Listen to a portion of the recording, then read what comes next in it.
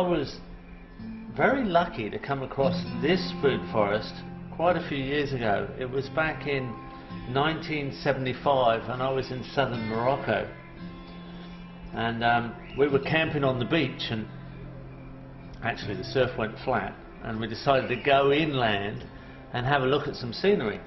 And I came across this rather unusual view.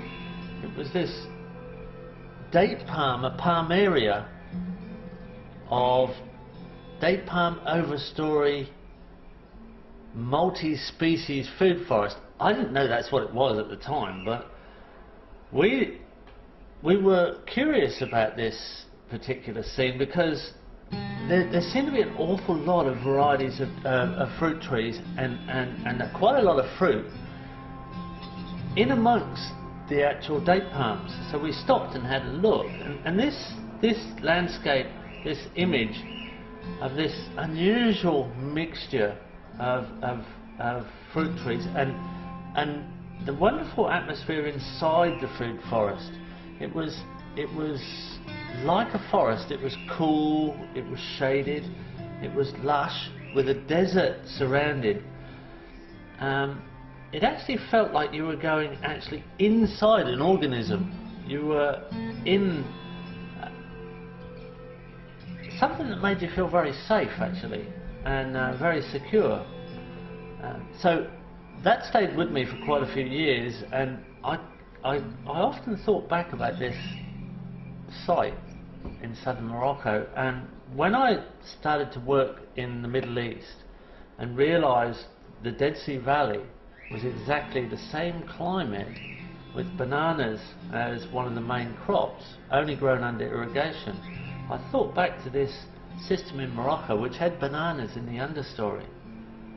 And some 28 years later, I had enough frequent flyer points to fly back there and do a few days research, and I spent a whole week walking around this system, and I found out it was actually 2,000 years old, and over 800 people farm in this system, and it's still quite stable, it's still quite fertile, and it grows with very few inputs, and it has enormous diversity of outputs.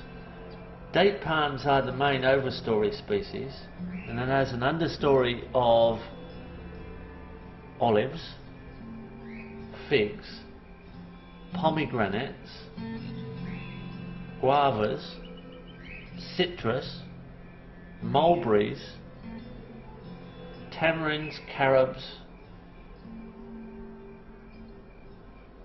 bananas. There are some quince, there are some grapes, and there are some small crops, and I've probably missed a few species. It's literally a classic oasis desert food forest, which are in their remnant form between North Africa and Central Asia. There are different varieties of this assembly of species, from the cool deserts to the hot deserts, and I believe this is the true image of an oasis. And it's a wonderful study. We have very large citrus trees in amongst the date palms, very large olives. In fact, the largest carob I've ever seen was at this particular site.